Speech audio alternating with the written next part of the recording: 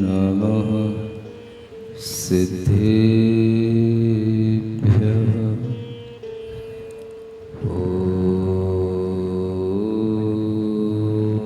नमः सिद्धेभ्यः।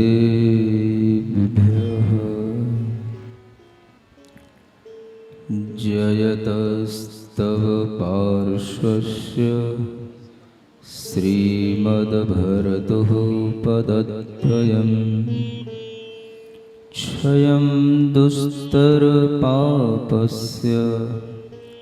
क्षमं कर्तुं ददच्ययम्। देवादिदेव आदिम तीर्थंकर श्री ऋषभनाथ भगवान की, देवादिदेव श्री पार्श्वनाथ भगवान की, वर्तमान शासन नायक श्री वर्धमान महावीर भगवान की, परम पूज्य आचार्य गुरुवर श्री विद्यासागर जी महाराज की। मोह महात्म दलन दिन तप लक्ष्मी भरतार। ते पारस परमेश मुझ हो सुमति दातार। वामानंदन कल्पतरु जयो जगत हितकार। मुनिजन जाकी आश करी जाचे शिव फलसार। जाचे शिव फलसार। तीर्थंकर भगवान पार्श्वनाथ की यह मंगलमयी कथा, जिसके माध्यम से हम अपनी आत्मा का भी श्रद्धान मजबूत बना रहे हैं। जो चीज़ हमारे जीवन में कभी भी हमें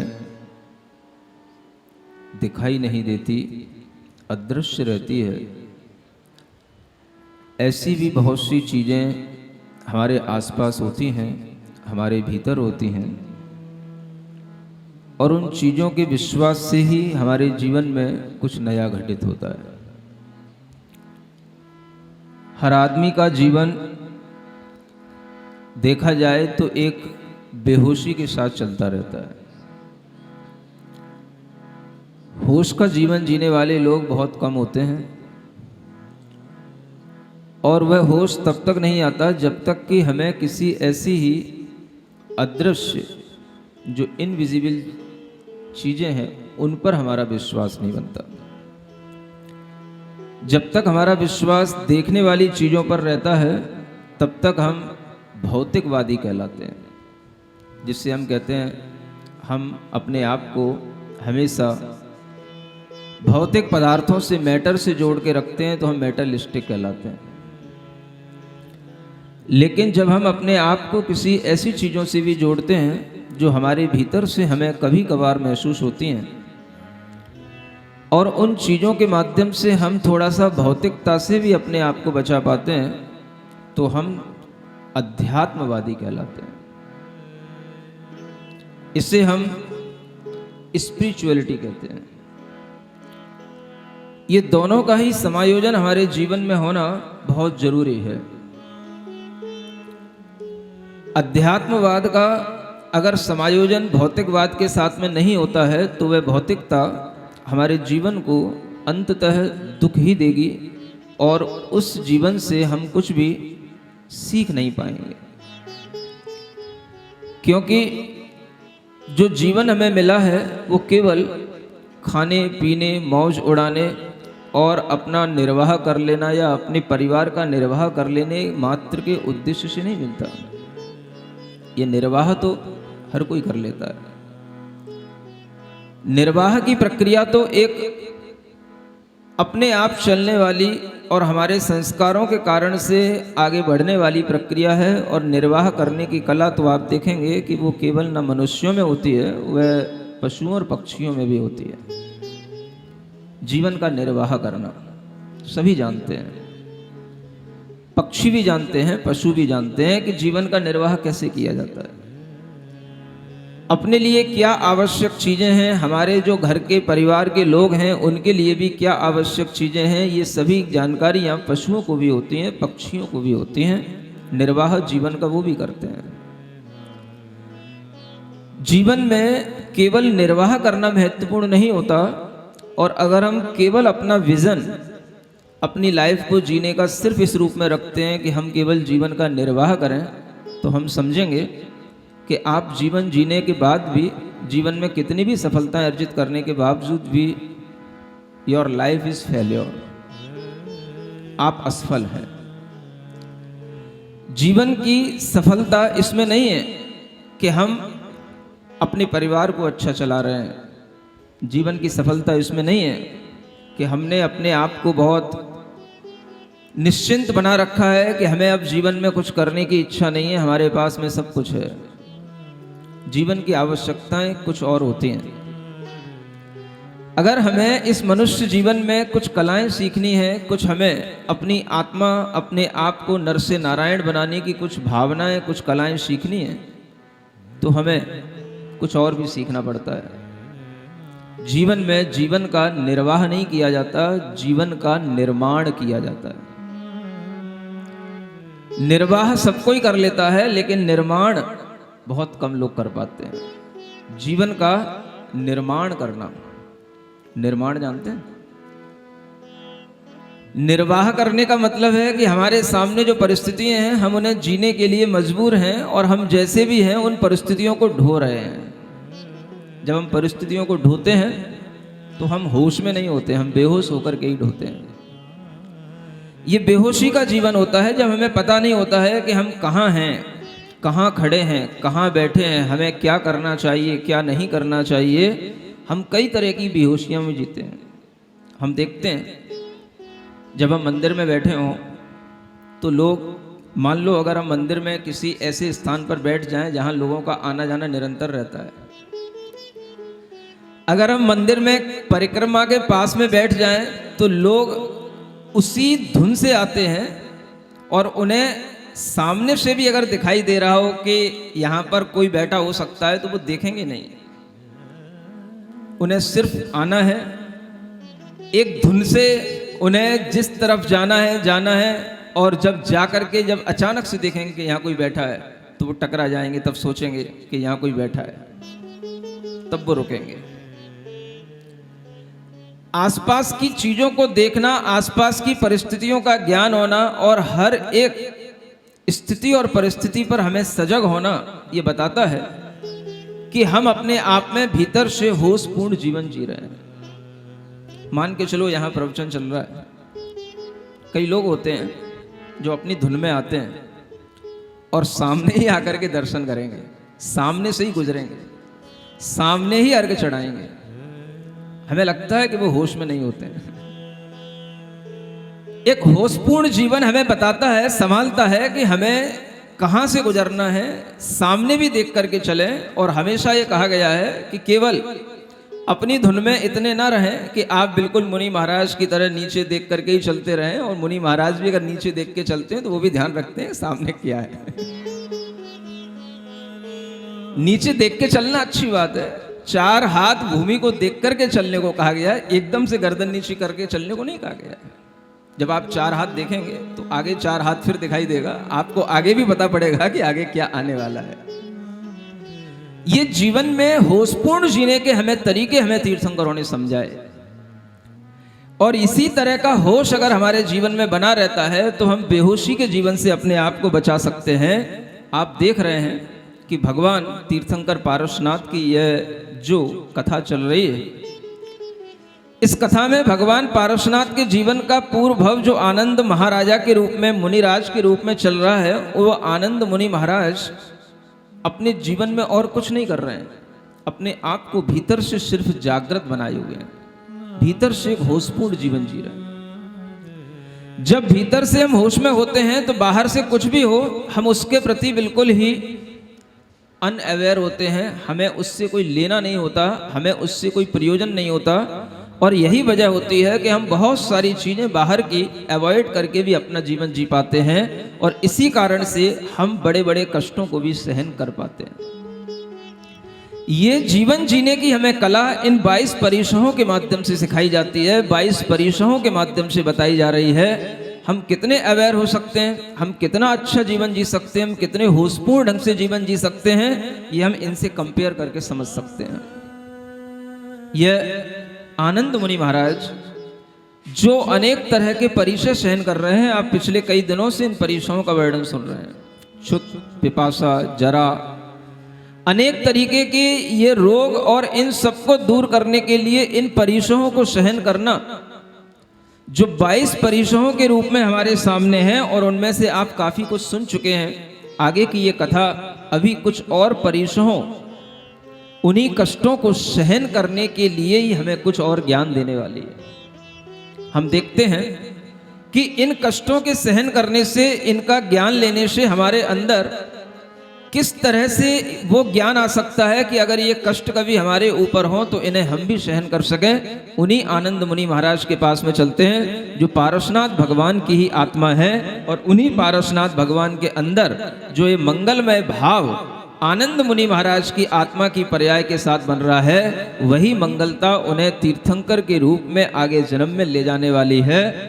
मंगल भवन अमंगल हारी, पारसनाथ जगत हितकारी, सुख संपत सब ही घर आवे, पारस कथा भविक जो गावे।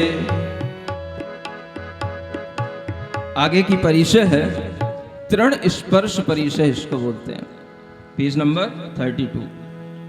सूखे तृण अरु तीखण कांटे, कठिन कांकरी पाय विदारे, रजुड़ आय परै लोचन में, पीर फांस तन पीर विदारे, तापर पर सहाय नहीं वांछत, अपने कर सो काढ़ न डारे, यूं तृण परश परिशह विजयी, ते गुरु भव भव शरण हमारे, ते गुरु भव भव शरण हमारे, ते गुरु भव भव शरण हमारे। देखें, विचार करें, क्या ऐसा भी हो सकता है? सूखे तृण, अनेक तरह के तीक्ष्ण कांटे, और वो कठोर कठोर कांटे अगर पैर में भी लग जाते हो तो ऐसे ऐसे भी संघनन के धारी मुनि महाराज होते हैं कि जो पैरों में कांटे लग जाने के बावजूद भी चलते रहते हैं। पैरों की बिमारियां फट जाएं, पैरों की एड़ियां फट जाएं, पैरों में किसी भी तरह के छाले पड़ जाएं और फिर भी वह उस परिचय को सहन करते हुए चलते रहते हैं। उनके लिए इस तरह का जो चलने में कष्ट होता है, जो स्पर्श का कष्ट होता है, वह उस स्पर्श के कष्ट को भी जीतते हैं। किसी की सहायता की भी इच्छा नहीं करते कि ये हमारे किसी भी तरह के इन कंकड़ों को, कांटों को निकाल दें, या ये हमारे पैरों में कोई मलहम लगा दें, या हम खुद भी अपने हाथ से निकाल लें, ऐसी भी इच्छा नहीं करते। ऐसे ऐसे भी संघनन होने वाले मुनि महाराज होते हैं। आप समझें कि वह मुनि महाराज जिनके बारे में हम इतना कष्ट देख पा करके भी ये समझ नहीं पा रहे हैं कि ये कैसे सहन करते होंगे, हम उनके प्रति अगर श्रद्धा रखते हैं तो ये भी हमारे लिए एक बहुत बड़ी चीज होती है। कष्ट को सहन करना और कष्ट को हमेशा अपने सामने रखते हुए भी उन कष्टों पर ध्यान नहीं देना, किस तरीके का उनके जीवन का वह एक आनंद बन जाता है कि उन्हें लगता है कि इस तरह के कष्टों से भी हमें कोई कष्ट नहीं हो रहा है, ये तो शरीर में जा रहा है, शरीर को हो रहा है। आप कई बार सुनते होंगे भेद विज्ञान करो। क्या बोलते हो? भेद विज्ञान करो। क्या करोगे आप? भेद विज्ञान। भेद विज्ञान करने से नहीं होता। भेद विज्ञान का जीवन जीने वाले जो मुनि महाराज होते हैं वो हमेशा भेद विज्ञानी ही होते हैं और भेद विज्ञान ही करते रहते हैं। आप करने के लिए कोई बैठ जाओगे किसी स्थान पर, आप भेद विज्ञान करने के लिए कोई भावना करोगे तो आप सिर्फ भावना कर पाओगे। भेद विज्ञान तो तभी होगा जब आप होश पूर्वक जी रहे होगे। ये होशपूर्ण जीवन है। इस जीवन में जब मुनि महाराज इस तरह का अपने अंदर होश बनाए रखते हैं कि हमें शरीर में अपने मन को लगाना नहीं, शरीर मेरा नहीं, और शरीर की ममता को त्याग करके अपने आप को चैतन्यमय महसूस करना, ज्ञान दर्शनमय महसूस करना, अपने मन को हमेशा अपनी आत्मा में लगाना, यह होशपूर्ण जीवन है। ऐसा होशपूर्ण जीवन जब बनेगा तब का आनंद ही कुछ और होगा। अभी तो हम केवल मुनि महाराज की कथा सुन रहे हैं और कथा सुनने में भी हमें आनंद आ रहा है, और ये आनंद अगर हमारा बना रहता है तो कभी ऐसा भी आनंद आ सकता है, हम भावना कर सकते हैं कि हे प्रभु, कभी मैं ऐसे भी मुनि महाराज की पदवी को धारण करूं और ऐसे ही अपनी आत्मा में निमग्न रहूं कि मुझे ये बाहरी कष्ट भी कोई कष्ट ना दिखाई दें और मेरी आत्मा में इतनी शक्ति आ जाए, मुझे ये आत्म शक्ति की प्राप्ति हो जाए। मैं ऐसी पारसनाथ भगवान से निरंतर प्रार्थना करता हूं कि ऐसी शक्ति मुझे प्राप्त हो। आखिर और क्या चाहिए? अगर हमारी शक्तियां बढ़ती रहेंगी तो हमारी भक्तियां भी बढ़ती रहेंगी। भक्ति से हमें क्या प्राप्त करना होता है? शक्ति, और फिर शक्ति से हमें क्या करना होता है? भक्ति। जहां से जो चीज हमें मिल रही है उसका उपयोग उसी चीज में करना। अगर हमें भक्ति करने से शक्ति मिल रही है तो हमें अपनी शक्ति फिर और भक्ति को बढ़ाने में लगाना। अगर हमें इस ज्ञान से भी कोई भीतर से शक्ति प्राप्त हो रही है तो इसी शक्ति को फिर उसी ज्ञान की प्राप्ति में लगाना, और इस तरह से उस शक्ति का उपयोग करते जाना, यही कहलाता है भेद विज्ञान। और इस तरह का भेद विज्ञान, भेद माने एक भीतर अंतर पैदा करना, अंतर का ज्ञान होना, और वह अंतर का ज्ञान प्रैक्टिकली अगर होता है तो इन 22 परिसरों के साथ होता है। चलते चलते अगर थोड़ा सा भी गर्म जमीन होती है तो उस समय पर हम देखते हैं कि लोग कितना उछलते हैं।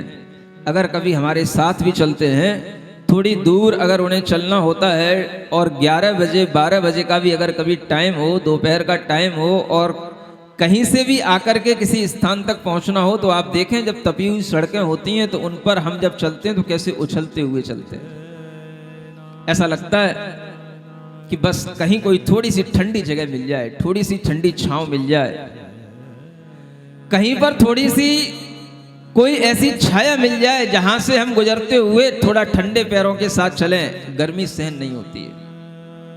तृण का स्पर्श ये तो उन लोगों के लिए है जो जंगलों में रहा करते थे जब डंबर रोड नहीं हुआ करती थी। उन मुनि महाराजों के लिए जब वो गांव में मेड़ों पर तरह तरह की पगडंडियों पर चला करते थे तो उनके लिए तृण स्पर्श नाम का ये परिचय है। मैं समझता हूं आज ये तृण स्पर्श ही सड़क स्पर्श में बदल गया। अपडेट तो करना पड़ेगा ना परिचय को भी। ये तृण और कांटे आज हमें रास्तों पर चलते हुए कम मिलते हैं, लेकिन अगर हमें कोई परिचय मिलता है तो किस बात का? हाँ, डंबर रोड है, सीमेंटेड रोड है, और जब वो गर्म होती हैं तो उनकी गर्मी कुछ अलग ही होती है। मिट्टी की जो गर्मी होगी वो मिट्टी की गर्मी कभी आपको थोड़ी सी राहत भी दे सकेगी, नुकसान नहीं पहुंचाएगी, लेकिन ये डंबर रोड की गर्मियां बहुत नुकसान पहुंचाती है। एक तो एक काले रंग की डंबर रोड, आप जिन पैरों से चल रहे हैं और उन पैरों पर ही जो है आपके आंख का, आपके मुख का सारा पैनल होता है, और उन पर जब उस गर्मी का प्रभाव पड़ता है तो आप ये समझें कि जिसमें वो डामर पिघल रहा हो, ऐसी कोई भी किसी भी तरीके का कोई भी हॉट चैम्बर हो, हीट चैम्बर हो, और उसमें जैसे वो डामर पिघल रहा हो, उस डामर की जैसे लौ निकल रही हो, वैसी लौ जब इन सड़कों पर निकलती है तो मुझे लगता है कि यही तृण स्पर्श आज इस सड़क स्पर्श नाम के परिसर में बदल जाता है। और एक बात और सोचने में आती है, मिट्टी अगर गर्म हो तो नुकसान नहीं पहुंचाएगी, लेकिन अगर ये डंबर रोड गर्म होगी तो ये नुकसान पहुंचाती है। समझ में आ रहा है? शरीर को, चेहरे को, आंखों को ये नुकसान पहुंचा सकती है। लेकिन ये सब होते हुए भी मुनि महाराज चलते हैं और इस तरीके के परिश्रमों को सहन करते हुए वह हमेशा भेद विज्ञान करते रहते हैं। इसी का नाम है चलता फिरता भेद विज्ञान होते रहना। आप लोग तो एसी में बैठ करके समयसार जी ऐसे महान ग्रंथ को खोल करके और फिर प्रवचन बस ऑडियो पर लगा करके, वीडियो पर लगा करके बस आप भेद विज्ञान करते हो। कैसे होगा आपको भेद विज्ञान? इतना सरल होता तो ये सब क्यों होता? इतना ही सरल भेद विज्ञान होता तो फिर इन तीर्थंकरों को पूर्व जन्म में भी ऐसा तप करने का और आगे भी इसी तरह का तप करने का भाव क्यों आता? ये विचार हम लोगों को थोड़ा सा करना चाहिए। और भेद विज्ञान की बातें जितनी आप एसी में बैठ करके करते हैं, उसकी अपेक्षा से जो भेद विज्ञान की चर्या कर रहे हैं उनकी अगर चर्चा करने में करें तो हम समझते ज्यादा लाभ आपको होगा। लेकिन आप जितनी समय सार की चर्चा करते हैं उतनी आप भेद विज्ञानियों की चर्चा नहीं करते हैं। सुन रहे हो? और ये भी संस्कार आपको यहां ऐसे ही स्थानों के विद्वानों के माध्यम से आपके ऊपर डला हुआ है। क्या सुन रहे हो? बहुत से लोग तो अब चैनल के माध्यम से, कौन सा भाई, आगमवाणी है, हाँ, ऐसा लग रहा है कि ये आगमवाणी चैनल ने घर घर पहुंचा दिया है। अब लोग घर से ही बैठे बैठे आनंद लेने का भाव करने लगे हैं। ये चैनल बंद करवाने पड़ेंगे। अगर घर पे ही बैठ करके आपको स्वाध्याय करने का और चैनल पे ही सब कुछ देखने का आप मजा लेंगे, आनंद लेंगे, तो फिर आपको कभी भी लाइव प्रोग्राम में जो आपके लिए लाभ मिलेगा वो लाभ आपको वहां बैठे, घर पे बैठे नहीं मिलेगा। इतना भी अगर आप कष्ट ना उठाना चाहो कि हम 1 घंटे के लिए मुनि महाराज के सानिध्य में बैठें, उनके पास बैठें, उनके निकट बैठें, उनको देखते हुए उनकी वाणी सुने, अगर आपके अंदर इस भाव में कमी आने लगेगी तो मैं समझूंगा कि आप लोग फिर से आलसी होने जा रहे हो। आलसी नहीं होना। जो मुनि महाराज हमेशा इतना अपने भीतर से अवेयर रहते हैं, हमेशा भेद विज्ञान में रहते हैं, उनका केवल दर्शन ही आपके लिए सारे भेद विज्ञान का ज्ञान करा देने वाला है। आपको कोई समयसार पढ़ने की जरूरत नहीं है। आप केवल यहां आकर के बैठ जाओ, आपको समयसार सब दिखाई देगा। चैनल उनके लिए होते हैं जिनकी मजबूरियां होती हैं, जो दूर होते हैं, जो आ नहीं पाते हैं, जिन्हें कोई बहुत व्यस्तता होती है, जिन्हें अपना जॉब आदि के लिए बहुत दूर तक जाना होता है। चैनल ऐसे डिजिटल और ये सब प्रोग्रामिंग उन लोगों के लिए दी जाती है ताकि वो दूर दराज भी जाते हुए, गाड़ियों में भी बैठे हुए, कहीं से भी अपना लाभ ले सकें। लेकिन आप लोगों को निकट में रहते हुए 2, 3, 4 किलोमीटर के लोगों को तो नियम से यहाँ पर आकर के ही सुनने की कोशिश करनी चाहिए। मुझे पता पड़ रहा है आगमवाणी के माध्यम से पूरे आगरा में लोग खूब सुन रहे हैं, खूब सुन रहे हैं, अच्छी बात है। ये आगमवाणी से, चैनल से वो लोग सुने जिनके घर में दादी माँ हैं, दादाजी हैं, जो चलने में असमर्थ हैं, आने में असमर्थ हैं, जिन्हें कोई ले जाने वाला नहीं है, लाने वाला नहीं है। लेकिन मैं समझता हूँ जिनके हाथ पैरों में दम है उन्हें यहाँ तक आकर के ही प्रवचन सुनने का और ये पारस कथा सुनने का भाव करना चाहिए। तभी आपके हाथ पैरों में वह ताकत बनी रहेगी और वह दम बनी रहेगी, जो आपको कम से कम इतना तो महसूस हो कि मुनि महाराज हजारों किलोमीटर चल करके हमारे नगर तक आते हैं, तो क्या हम 2-4 किलोमीटर चल करके 1 घंटे के लिए पारस कथा सुनने के लिए हम खुद अपना मन न बनाए? ऐसा होना नहीं चाहिए। और अगर ये है तो मैं समझूंगा ये सब पुराने विद्वानों के संस्कार हैं आपके ऊपर। इन संस्कारों को बदलना है। अब विद्वानों के संस्कार नहीं, अब मुनि महाराजाओं के संस्कार आपको डालना है। और विद्वानों के संस्कारों से जो आपके अंदर एक आलस्य पैदा होता है उसे दूर करके आपको मुनि महाराज की तरह हमेशा एक्टिव और हमेशा आपको अवेयर रहना है। ऐसा संस्कार आपको डालना है। वो आपको यहीं पर बैठकर के सीखने को देखने को मिलेगा। मैच घर से टीवी पर वो देखते हैं जिन्हें स्टेडियम में पहुंचने के लिए टिकट नहीं मिलती है। सुन रहे? यहां तो आपके लिए स्टेडियम पूरा फ्री में है और आपके लिए जो यहां बैठ करके देख करके जो आपको एक वातावरण का जो आनंद मिलेगा वो आपको घर की एक कितनी बड़ी स्क्रीन होगी, चाहे 6x6 की हो चाहे 8x8 की हो, तो भी उतना आनंद नहीं आएगा। स्क्रीन पे सब कुछ फोकस नहीं हो सकता है। यहाँ पर जो आपको बैठे हुए भावनाएं मिलेंगी, तो इतने तमाम लोग जो बैठे हुए रहते हैं इनकी भी जो पॉजिटिव वेव्स होती हैं ये भी आपको फील करने को मिलेंगी। ये यहाँ बैठने का एक लाभ होता है। अनेक प्रकार के हमारे अंदर भाव यहीं बैठ करके आएंगे और इस तरह के भावों में हमारे अंदर कमी नहीं आना चाहिए।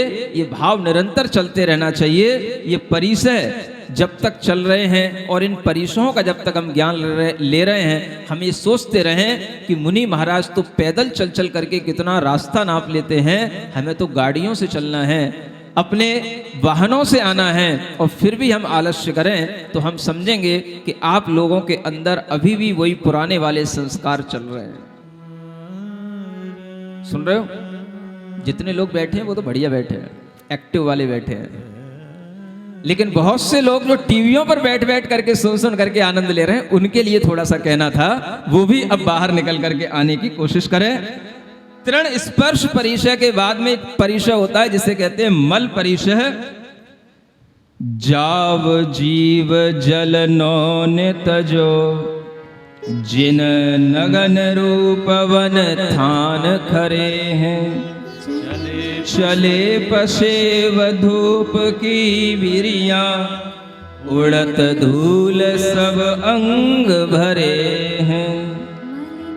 मलिन देह को देख महामुनि, मलिन भाव उर नाही करे हैं। यो मल जनित परिसह जीते, तिन्हें हाथ हम शीस धरे हैं। यह एक और परिचय है जिसका नाम है मल परिचय। क्या बोलते हैं? मल माने मैलापन। आप शरीर को रोजाना नहलाते हैं, रोजाना पोंछते हैं, रोजाना साबुन अनेक तरह के डिटर्जेंट का उपयोग करते हैं, लेकिन मुनि महाराज कभी भी स्नान नहीं करते। जब से दीक्षा लेते हैं तभी से उनका स्नान का त्याग हो जाता है। अस्नान व्रत उनका होता है। सुन रहे? दीक्षा लेने के बाद जितना भी उनका जीवन है वह पूरे जीवन बिना स्नान के रहते हैं, और जब स्नान नहीं करते हैं तो अनेक तरह से उनके शरीर पर मैल भी लगते हैं, पसीना भी आता है, जम भी जाता है, और अनेक तरीके के उनके शरीर पर वह मैल जब चिपक भी जाता है, मलिनता भी महसूस होती है, तो भी मुनि महाराज उसको देख करके अपने मन को मैला नहीं करते, क्योंकि उन्हें पता है तन ही मैला है और तन का मैला होने का स्वभाव है। हमें तन के निमित्त से अपने मन को मैला नहीं करना है। समझो कितनी बड़ी बात है। हम इन परिसरों से क्या सीखें?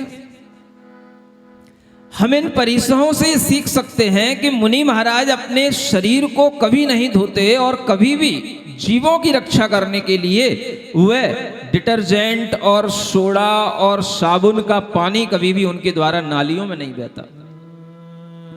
जब नालियों में ये पानी नहीं जाता तो वो उनके माध्यम से कभी भी जीव हिंसा नहीं होती।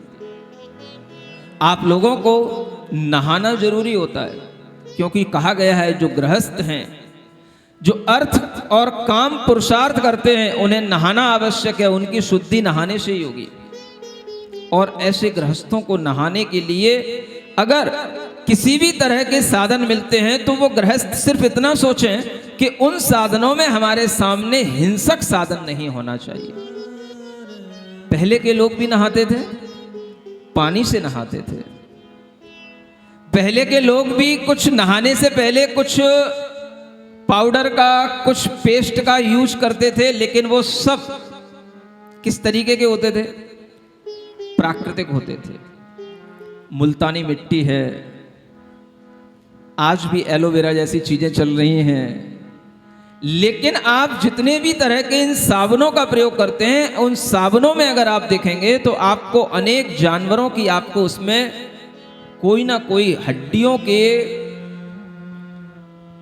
चूरे से बनने वाले अनेक तरीके के पेस्टों का उसमें इस्तेमाल किया जाता है। चाहे वो लक्स हो, चाहे सिंथोल हो, चाहे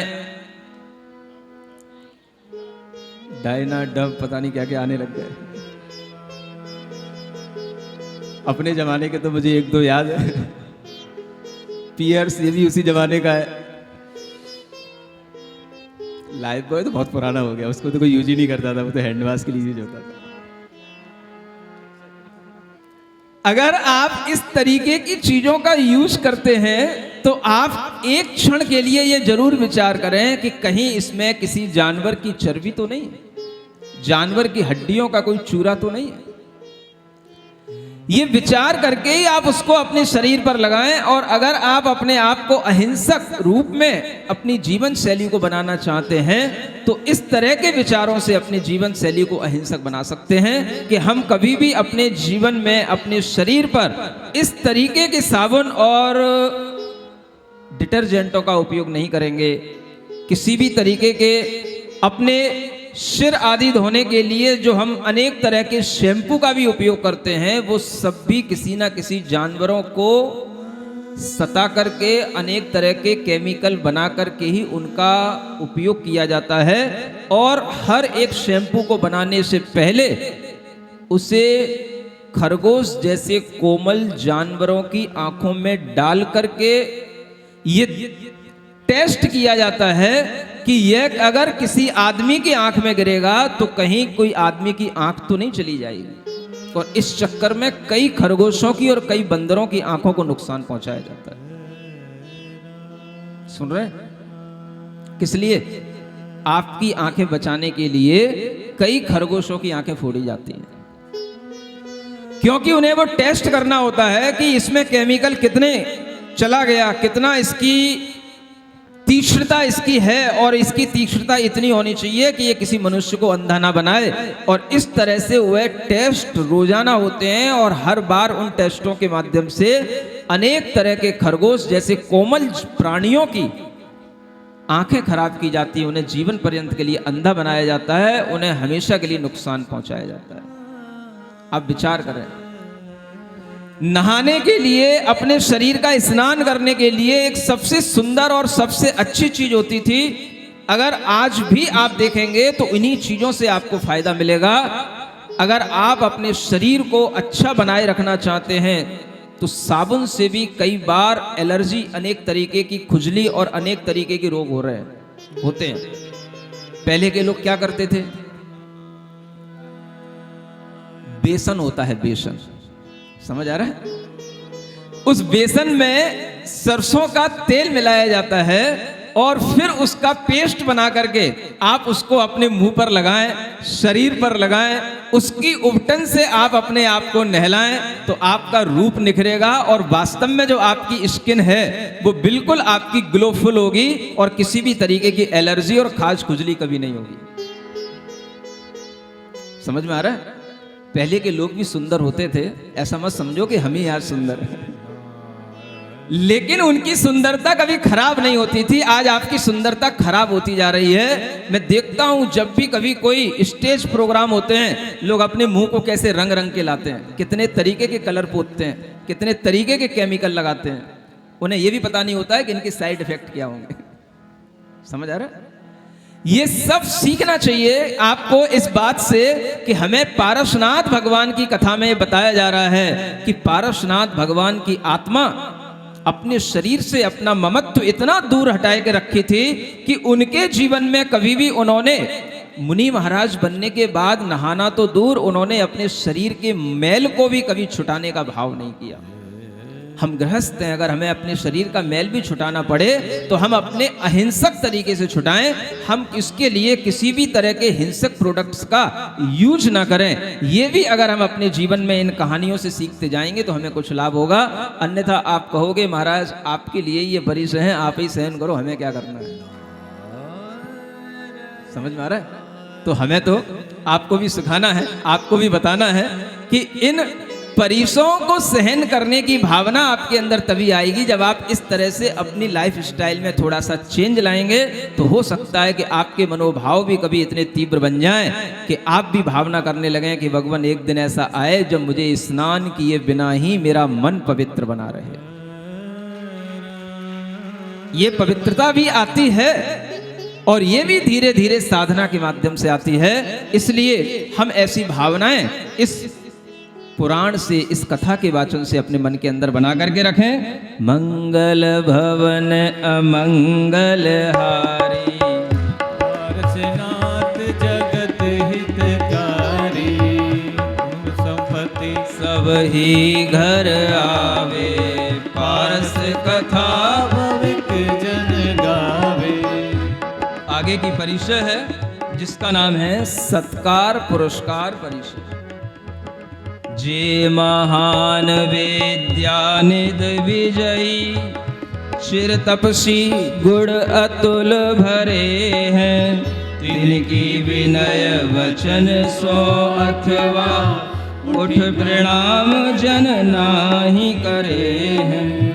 ते मुनि तहाँ खेद नहीं माने, और मलिनता भाव हरे हैं।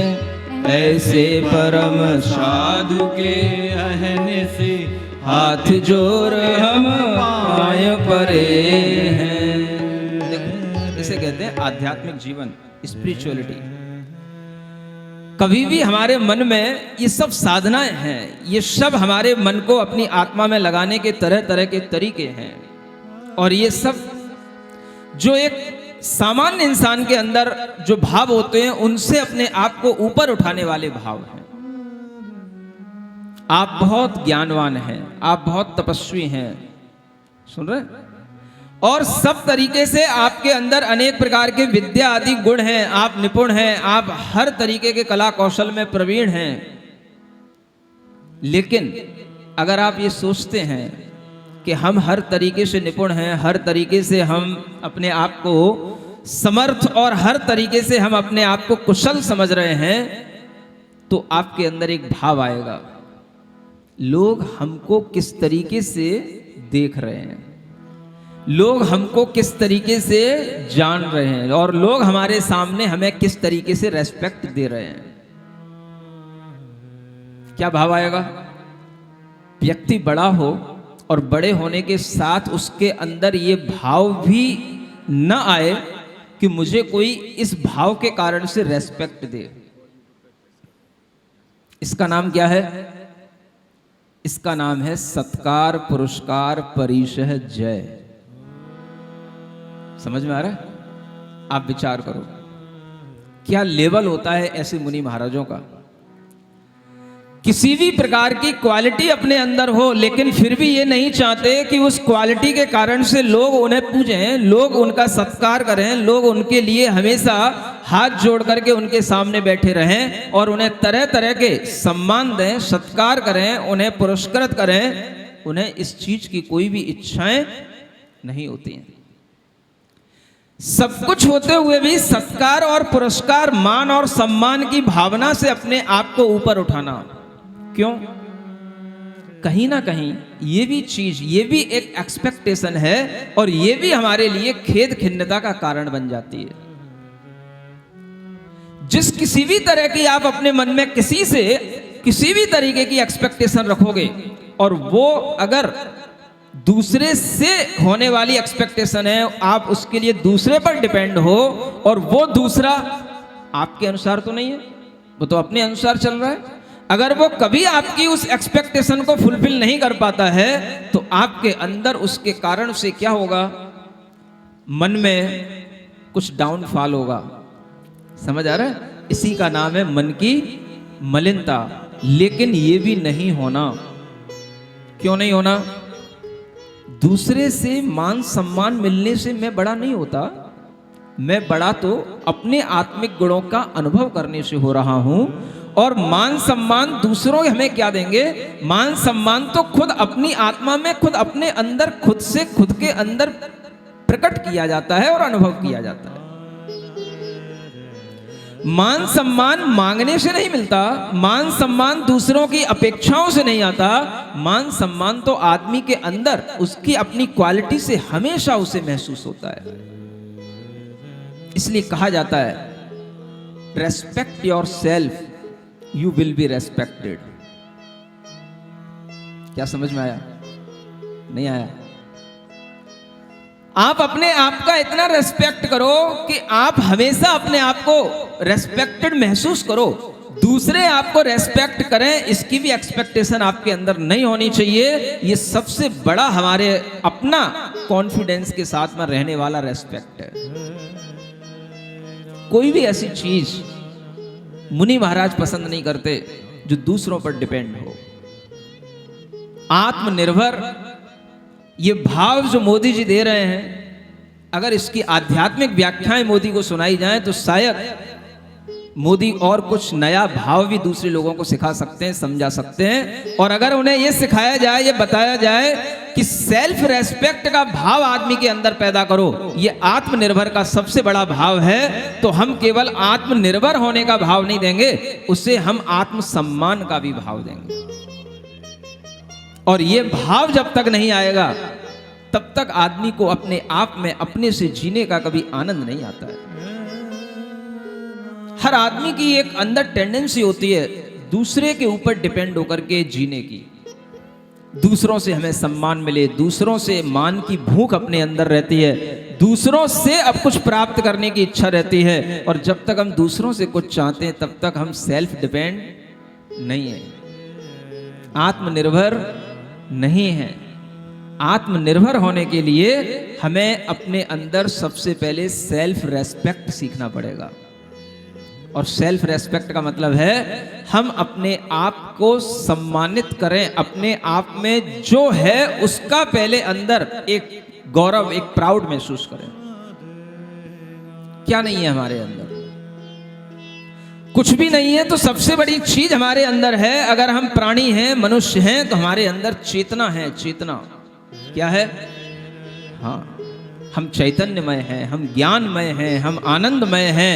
ये सब हमारी चेतना की इंटीमेट क्वालिटी हैं। और इस तरीके की क्वालिटियां अगर हमारे अंदर पड़ी हैं और हमें अगर इस चीजों का होश आने लगेगा तो हमारे अंदर एक सेल्फ रेस्पेक्ट आता है। जब हम इसका होश ही नहीं रखते हैं तो हम बेहोशी का जीवन जीते हैं। और उसी बेहोशी के जीवन के कारण से हमें कभी भी इस तरीके का अपने अंदर एक आत्मसम्मान का भाव नहीं आता। सुबह सुबह जो लोग अरहम योग ध्यान की क्लास में आते हैं, जो भी यूथ आता है, वो केवल योग ही नहीं सीखते हैं, वो उस मेडिटेशन के माध्यम से, उस ध्यान के माध्यम से उनके अंदर वही पूर्णता का भाव लाया जाता है, उनके अंदर वही ज्ञान सिखाया जाता है कि आपके पास में कुछ नहीं हो तो भी आप खुश रह सको। ये चीजें सीखनी पड़ेंगी अगर हमें इस दुनिया में अच्छे ढंग से जीना है। तो अगर आपके जीवन में किसी भी तरीके की परेशानियां हैं तो भी आप अपने आप को खुश रख सको, ये चीजें सीखने के लिए हमें अपनी चेतना के पास जाना पड़ेगा, अपने होश में आना पड़ेगा।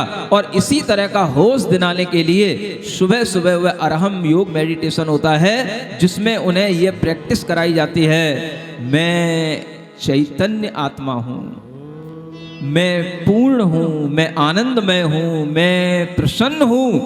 और वह प्रसन्नता without any reason, without any cause, वह प्रसन्नता हमारे अंदर है, वो हमारा स्वभाव है। इस तरीके की भावनाएं और इस तरीके की चेतनाएं आपकी जब तक भीतर से जागृत नहीं होंगी आप एक बेहोशी का जीवन जी रहे हैं। मैं शुरू से कहता आ रहा हूं, सुन रहे हैं?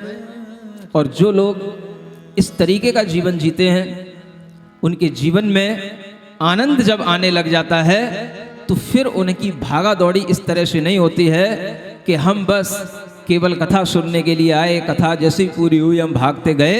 उन्हें जब आनंद आता है तो वह सुबह का भी आनंद लेते हैं, और जब कथा होती है तो कथा का भी आनंद लेते हैं, क्योंकि उन्हें पता है कि वो कथा भी हमें वही आनंद देती है जिस आनंद की हमें सुबह प्रैक्टिस कराई गई। सुन रहे हो? ऐसी चेतना, इसकी एक चेन बननी चाहिए। चेतना का जागरण हो रहा है, इसका एक ऐसी दीप से दीप जलने वाली एक ऐसी इसकी एक क्रांति बननी चाहिए कि अगर हमारे अंदर चेतना आ रही है तो मैं और भी 4 लोगों के अंदर ये चेतना पैदा करूंगा। सुन रहे हो?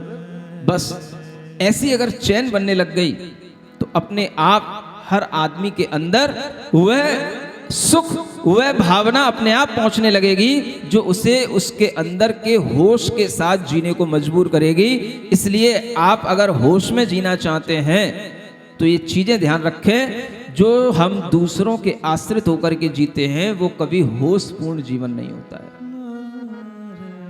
यह सत्कार पुरस्कार नाम का परिचय मुनि महाराजों के लिए परिचय बन जाता है।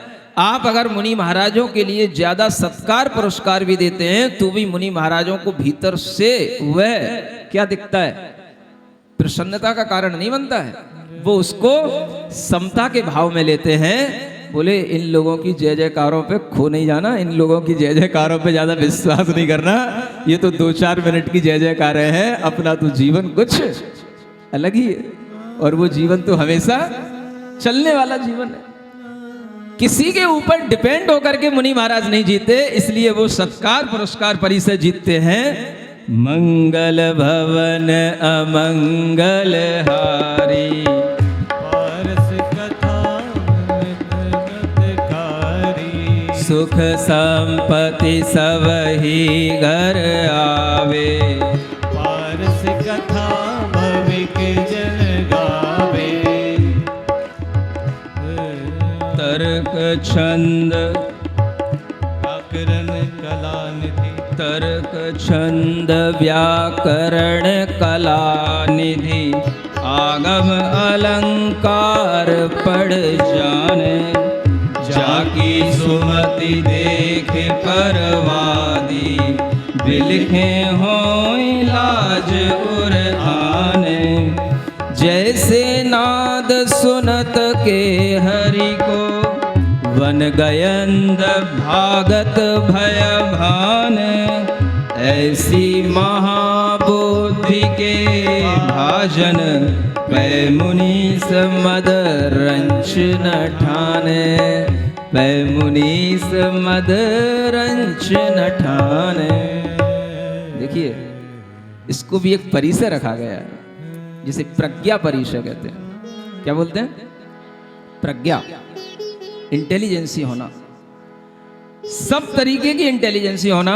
तर्क शास्त्र, छंद शास्त्र, व्याकरण शास्त्र, सभी प्रकार की कलाएं, आगम परमागम, अलंकार, सब कुछ पढ़ना जानते हो, सब कुछ पढ़ाना जानते हो, व्याकरण छंद सब कुछ जानते हो। और जब वो कुछ बोले कुछ कहें तो उनके सामने कोई भी प्रवादी कोई उनसे डिबेट करने वाले आए तो वो उनके सामने टिक ना पाए, इतनी उनके पास में क्वालिटी होती हो। और फिर भी सब कुछ होने के बाद में उनके मन में तनिक भी मद ना ही आता। इसी का नाम है प्रज्ञा परिचय। क्या सुन रहे हो? जैसे जंगलों में शेर अगर दहाड़ता है तो हाथी इधर उधर भागते फिरते हैं, ऐसे ही जब ज्ञानी मुनि महाराज जब किसी चीज का चैलेंज देते हैं तो सब इधर उधर अपने गूगलों पर सर्च करने लग जाते हैं, खोजने लग जाते हैं, और वह उनके सामने टिक नहीं पाते हैं। लेकिन मुनि महाराज इस सब करके भी और प्रशंसा सुन के भी अपने मन में तनिक भी मद नहीं लाते हैं। मद नहीं लाना, इसका नाम क्या है? प्रज्ञा परिचय। हो रहा है, ठीक है। ये मद अगर चढ़ गया तो फिर एक सामान्य आदमी में और मुनि महाराज में कोई अंतर नहीं रहेगा, क्योंकि सामान्य व्यक्ति जब कुछ अच्छे शौर्य के वीर के काम कर लेता है तो वह मद धारण कर लेता है, लेकिन मुनि महाराज अपने ऊपर कभी मद नहीं धारण करते, क्योंकि उन्हें पता है ये सब मेरा नहीं है, ये सब ज्ञानावरण कर्म के क्षयोपशम के कारण से है। किसके कारण से है? ये ज्ञानावरण कर्म का क्षयोपशम थोड़ा ज्यादा बढ़ गया, उसका लेवल बढ़ गया, इसलिए ये सब ज्ञान की चीजें बढ़ गई, ये कर्म के कारण से हो रहा है। तो जिस तरह से हमें अन्य कर्मों का फल नहीं भोगना, वैसे ही मुझे ज्ञानावरण कर्म का भी फल नहीं भोगना। और कर्म का फल क्या भोगे? मुझे तो अपने आत्मा का आनंद लेना है, इसलिए मुझे मद नहीं करना। और मद तो एक कसाय है, ये भी एक कर्म है, मैं कर्म का बंधन मद करके क्यों करूं? ऐसा विचार करके मुनि महाराज अपनी प्रज्ञा पर भी कभी इतराते नहीं है। उसे बोलते हैं प्रज्ञा परिशह जय। सुन रहे हो? देखो ये भी एक परिचय है। आप कहते हो महाराज आशीर्वाद दे दो, मेरा बेटा पढ़ जाए, ज्ञानी हो जाए, है, हम इस चीज में महारत हासिल कर लें, ये मेरे लिए IAS में सिलेक्शन हो जाए, ये हो जाए, वो हो जाए। हो तो जाए, लेकिन होने के बावजूद भी क्या होगा? आपके अंदर एक मद आएगा, है ना, एक घमंड का भाव आएगा, लेकिन वह भाव से यदि आप बच पाएंगे तो आपके अंदर एक सहजता का आनंद आएगा, जो आत्मा का आनंद होगा। ऐसे प्रज्ञा परिचय को भी जीतना, और इसका जस्ट अपोजिट एक अज्ञान परिचय भी होता है। कौन सा? सावधान वर्तैन शिवासर, संयम शूर परम वैरागी, पालत गुपति गए दीर्घ दिन, सकल संग ममता परित्यागी, अवधि ज्ञान अथवा मन पर जय, केवल किरण अजो नहीं जागी, यो विकल्प नहीं करहि तपोधन, सो अज्ञान विजयी बड़ भागी। देखो, ज्ञान के साथ भी अज्ञान हमेशा बना रहता है। अगर मति ज्ञान, श्रुत ज्ञान हमारे पास में बढ़ गया है तो अवधि ज्ञान, मनः परे ज्ञान, केवल ज्ञान नहीं है, ये भी बड़ा अज्ञान है। और इस तरह के ज्ञान नहीं हो पा रहे हैं, और हमने दीर्घ काल से सब तरह की तपस्याएं की हैं, साधनाएं की हैं, सब तरीके के हमने परिग्रहों का त्याग करके, ममता का परित्याग करके, हमने सब तरीके का साधना करके हर ज्ञान को अर्जित करने का प्रयास किया, लेकिन अभी तक हमारे अंदर अवधि ज्ञान का क्षयोपशम नहीं आ रहा, मनः परे ज्ञान का क्षयोपशम नहीं आ रहा। और ऐसा सोचकर के भी कि केवल ज्ञान नहीं हो पा रहा, मुनि महाराज खेद नहीं लाते, इसका नाम है अज्ञान परिचय को जीतना। अब ये तो पूरे जीवन भर जीतना ही पड़ेगा, क्योंकि ये तो पहले से ही कोर्स में लिख दिया गया है भाई, ये तुमको थ्योरी में पढ़ाया जा रहा है, लेकिन प्रैक्टिकली कभी तुम्हें होने वाला नहीं है, क्योंकि पंचम काल में कभी भी अवधि ज्ञान, मनः परे ज्ञान और केवल ज्ञान होते नहीं है। तो ये अज्ञान का परिचय तो आपको हमेशा अपने लिए जीतते रहना पड़ेगा, और ये ध्यान रखे रहना पड़ेगा कि ये अज्ञान से भी हमें खेद खिन्न नहीं होना है। ये भी एक परिचय है। एक बार आपको बताया था ना बुद्ध के बारे में, बुद्ध इसीलिए परेशान हो गए थे, गौतम बुद्ध, कि वह दीर्घ काल तपस्या करने के बावजूद भी उन्हें कुछ ये ज्ञान प्रकट नहीं हो रहा था।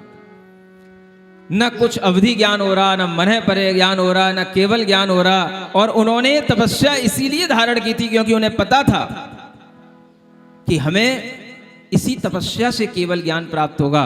और वह जब इस तरह की तपस्या कर रहे थे तब इन्हीं पारसनाथ भगवान का वह काल चल रहा था। उन्हीं तीर्थंकर के काल में उन्होंने दीक्षा ली थी, क्योंकि महावीर भगवान तो उनके थोड़े से बाद तीर्थंकर बने। सुन रहे हो?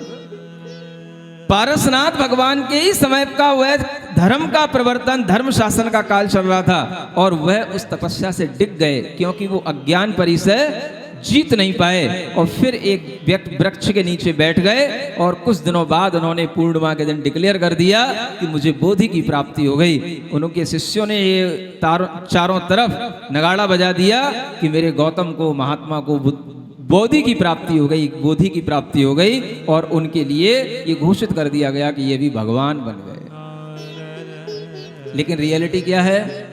ये उन्हीं के ग्रंथों में लिखी हुई है कि उन्होंने ये तपस्या सिर्फ इसलिए छोड़ी क्योंकि उन्हें इससे कुछ हासिल नहीं हो रहा था, और ये उस काल में हासिल नहीं हुआ जब ये चतुर्थ काल का समय चल रहा था। लेकिन अभी अगर हम देखें तो इस पंचम काल में तो ये होता ही नहीं है, और इस तरीके के समयों पर भी जब ये नहीं होता है तो भी हमें ये अज्ञान परिचय को जीतने का भी मन बनाए रखना पड़ता है।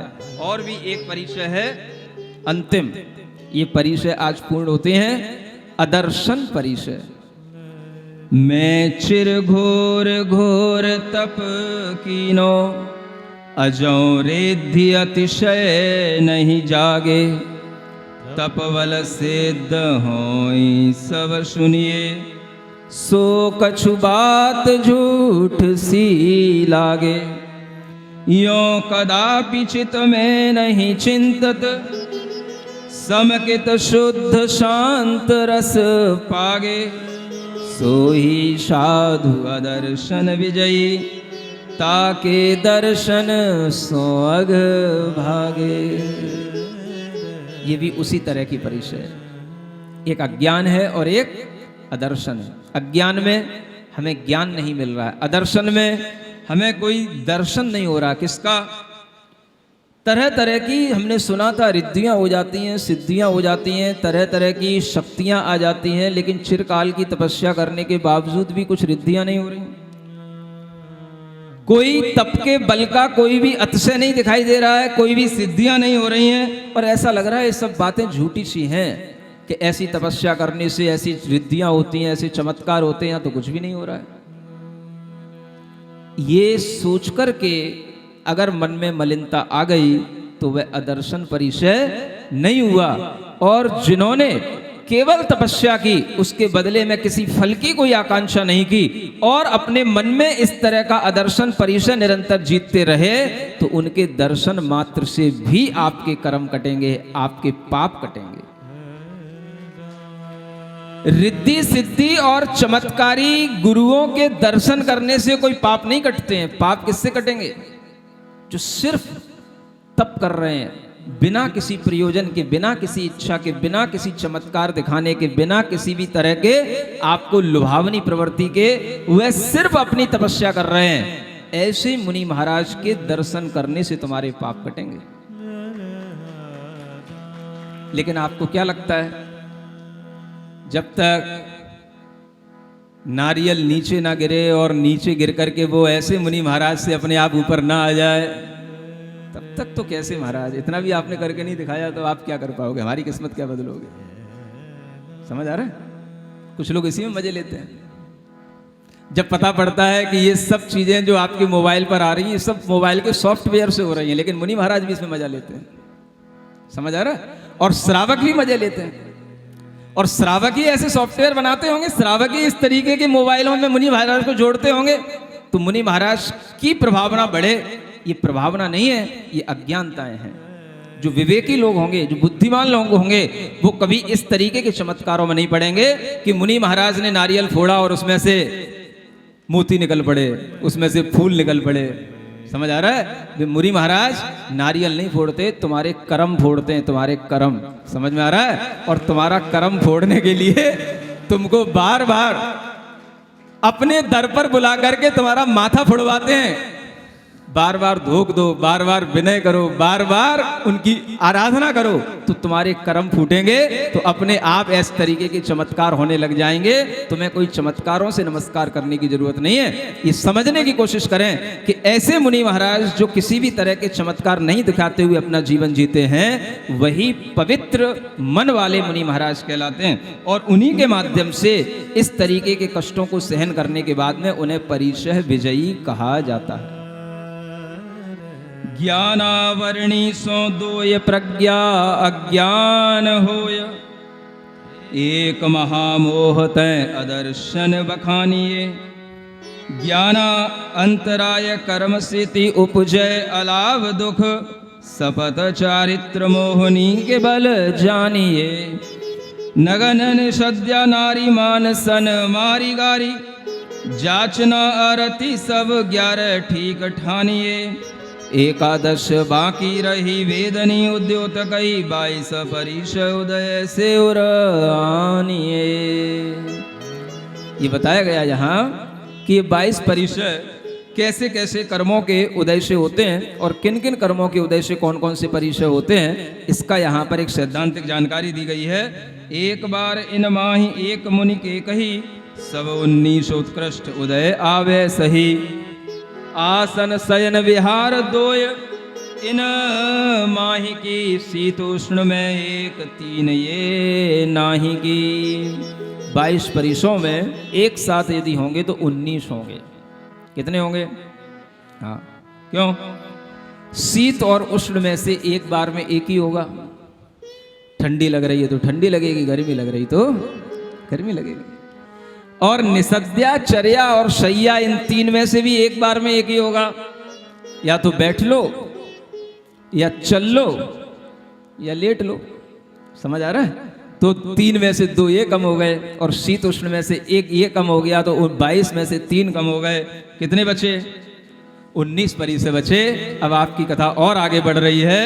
मंगल भवन अमंगल हारी, पारसनाथ सुख संपत सब ही घर आवे।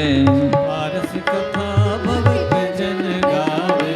अब 10 लक्षण धर्म के, कहूँ मूल 10 अंग।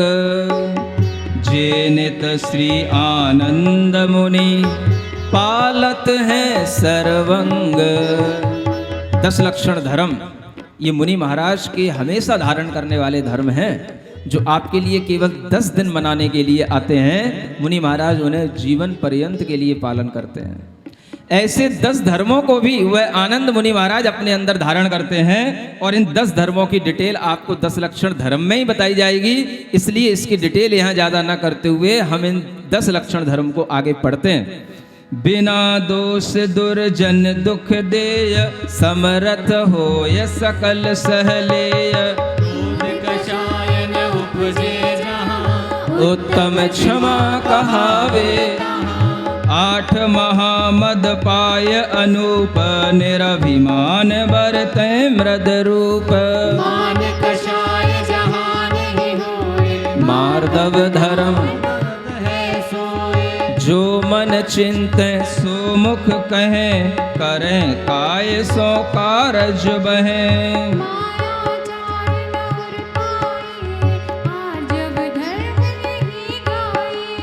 बोले वचन स्वपर हितकार, सत्य स्वरूप सुधा उनहार।